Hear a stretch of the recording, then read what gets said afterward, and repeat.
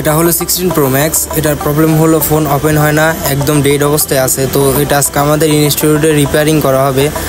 তো সবাই দেখতে থাকুন আমরা ফোনগুলো কিভাবে রিপেয়ারিং করে থাকি।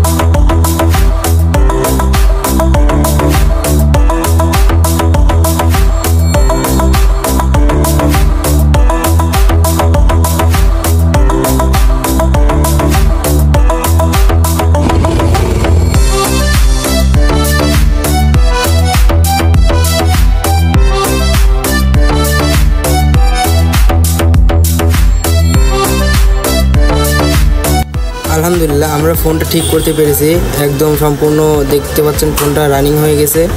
তো সবাই দোয়া করবেন আমাদের জন্য।